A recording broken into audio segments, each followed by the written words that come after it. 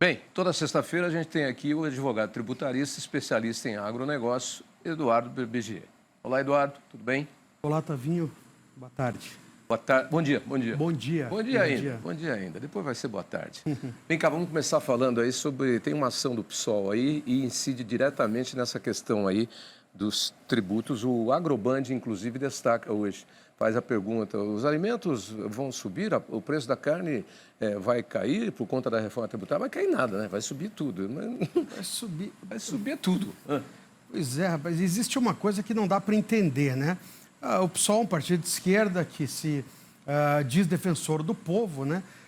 Entrou com uma ação direta de inconstitucionalidade. Para o nosso sobre o quê? Telespectador entender... Inconstitucionalidade para quê? Contra um convênio. Já vou dizer esse convênio. Para o nosso telespectador entender, a ação direta de inconstitucionalidade, poucas entidades podem entrar direto no Supremo contra uma lei, né? O partido político pode fazer contra um convênio. Existe um convênio do agronegócio chamado Convênio 100, é de 97. Ele disciplina várias isenções do agronegócio. Esse convênio permitiu que o agro tivesse vários incentivos, várias isenções, o que permitiu que o nosso agro fosse mais competitivo. Então, preços defensivos agrícolas caíram, uma série de questões no agro foram favorecidas graças ao Convênio 100. O que é um convênio?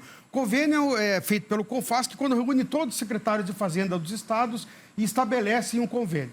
O PSOL entrou com uma ação de inconstitucionalidade contra esse convênio, querendo que esses incentivos fossem derrubados. Quer dizer, então o PSOL, que é um partido que, em tese, defende o povo, quer derrubar os incentivos do Convênio 100, que vem há 27 anos sendo renovado, né, esse convênio. E dia 5 agora teve uma audiência pública no Supremo para tratar disso, né, desta possível derrubada do Convênio 100. Quer dizer... Eduardo, aqui eu vou fazer o papel de advogado do diabo. Baseado em quê? Por que ele propõe essa inconstitucionalidade? Porque eles entendem que, pelo que eu entendi, não vi todo o teor da ação, eles entendem que é um favorecimento devido ao agro, as isenções, são os incentivos. Às vezes, esse PSOL aí, que é um partido de esquerda, é um partido nanico, é um partido interessante, né? Ele é o responsável, através da ação de um deputado que entrou no Supremo e que um juiz validou o pedido, de parar aí por 3 anos a construção da Ferronorte, importante ferrovia, que agora, para retomar, tem que refazer uma porção de coisas, é um custo absurdo. Isso, então, foi um partido, um deputado desse partido que foi atendido por um juiz. E vejam, a gente sempre traz os números aqui para vocês entenderem. Segundo cálculos da indústria, estima-se que, em média, só na questão dos defensivos agrícolas e outros impactos, podia gerar, em média, um aumento de 25% diretamente no custo de algumas culturas. Imagine isso, como nós não cansamos de dizer aqui, isto vai acabar diretamente na gôndola do supermercado, diretamente no consumidor final. Então, quer dizer, como se diz popularmente, o PSOL dá um tiro no pé do consumidor, querendo atingir o agronegócio. Como nós não cansamos de dizer, como eu disse agora há pouco, o agronegócio produz o quê? Alimentos. Os alimentos vão parar no mercado, que quem compra é o povo.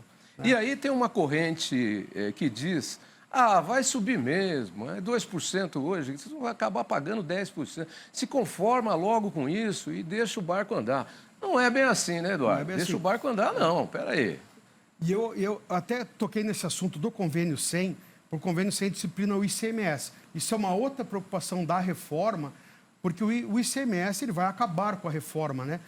Como vão ficar estas isenções do Convênio 100, né, que disciplinam uma série como o nome já diz, isenções, reduções de tributos, com a entrada do IBS.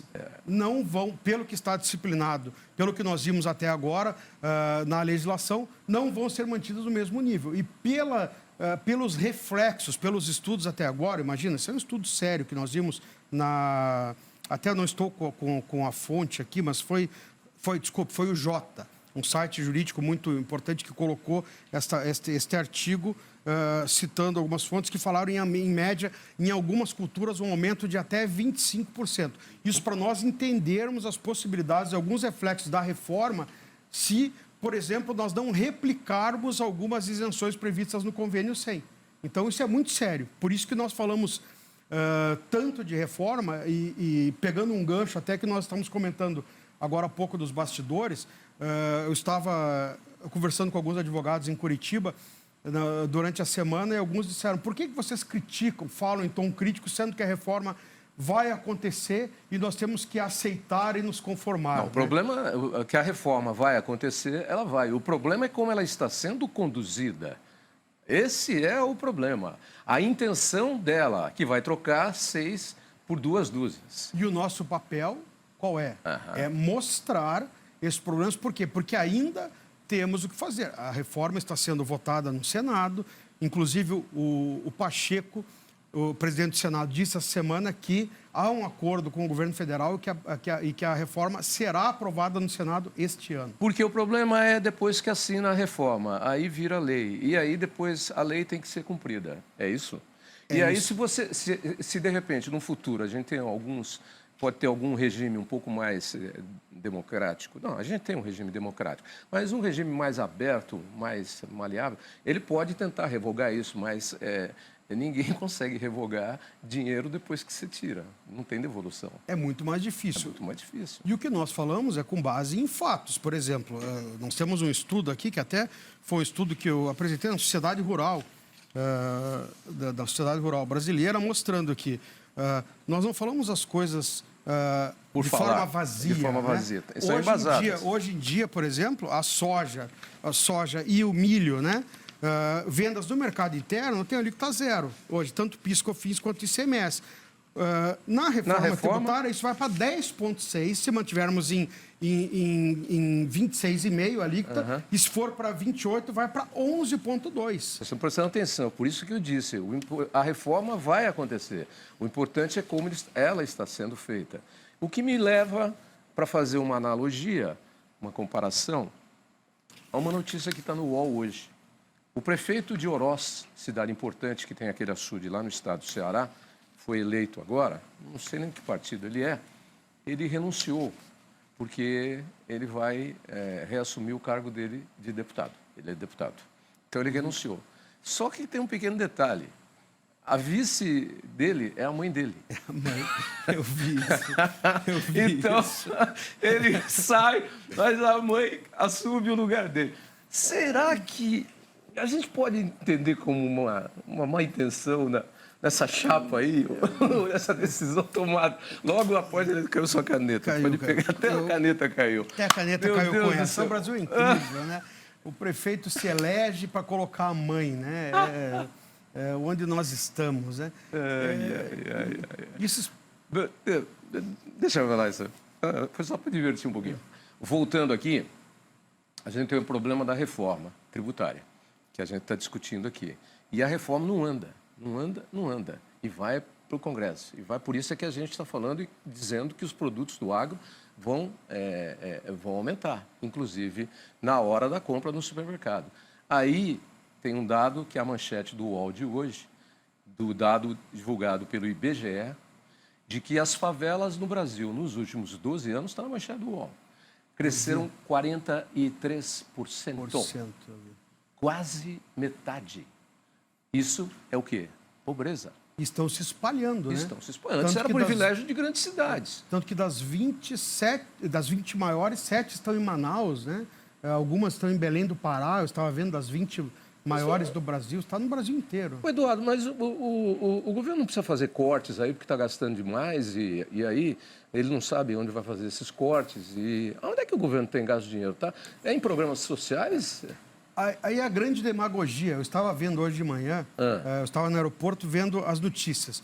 O presidente está numa discussão dizendo que o Congresso tem que cortar custos, toda essa dificuldade de aprovar os cortes, e ele dizendo que não quer cortar dos programas sociais. Só que é um problema, né? Eu estava vendo algumas notícias, né? Se o governo gastasse em programas sociais e bem gastos, ok. Só que nós temos o seguinte, nós já falamos aqui que nós gastamos 1,6% do PIB no judiciário. O governo gasta, com cada funcionário público aposentado, o governo gasta 15 vezes mais do que um aposentado normal do INSS. Isso a gente já sabe faz tempo. O governo diz que gasta com funcionário público. Os próprios programas sociais, o próprio Haddad estava vendo isso, o governo com o FIES e com o ProUni gasta 110 bilhões. O TCU apontou os erros. E não tem estatísticas, não tem controle, não vê o que esse pessoal que usa o financiamento faz depois, se realmente usa esse diploma, se segue. Tem 51% de inadimplência no FIES.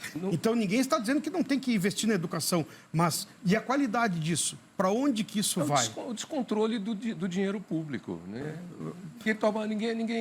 Ninguém faz planilha para ver para onde vai o dinheiro público. E ele vai porque tem arrecada e chega.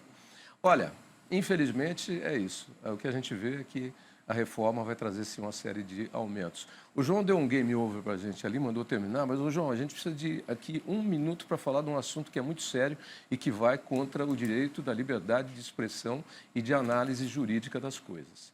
Como é que é ter um processo contra o Ives Gandra, o brilhante Ives Gandra, nosso amigo jurista, tributarista, brilhante, um dos melhores advogados tributaristas do Brasil.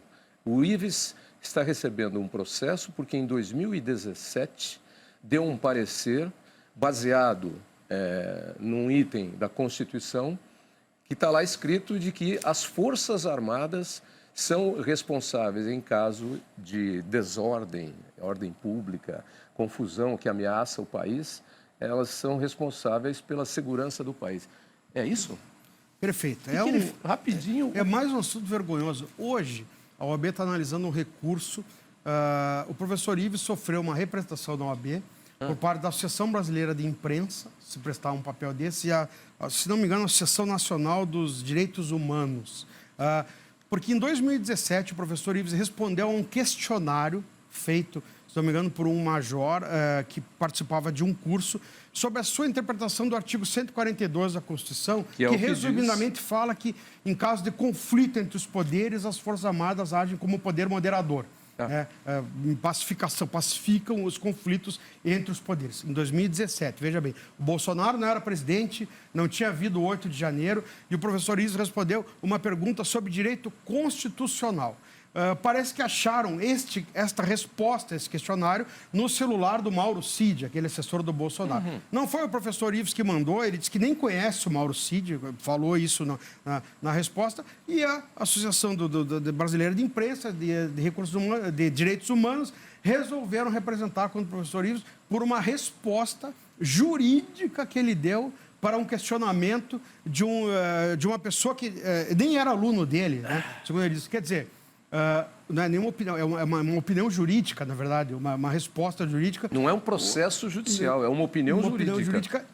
Um dos maiores democratas do Brasil, que ninguém questiona isso, professor Ives, uma das maiores mentes do Brasil, jurídicas e intelectuais, um democrata, nunca pregou golpe ou nada, está sendo, quer dizer, representado por uma opinião. Quer dizer, é o fim dos tempos mesmo. É uma vergonha isso, é um absurdo. Uma vergonha. Professor Ives... Aliás, vamos trazer o professor Ives Gandra aqui com a gente para conversar. Já fiz o convite oficialmente, ele te conhece muito bem, aceitou com o maior prazer. Estamos só ajeitando a agenda dele para ele estar aqui conosco numa dessas próximas sextas-feiras. E eu espero você na próxima sexta-feira.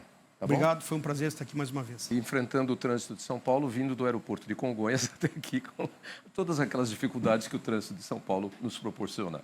Exato. Tá bom? Obrigado. Eduardo, obrigado. Boa semana para você. Até sexta. Igualmente, obrigado.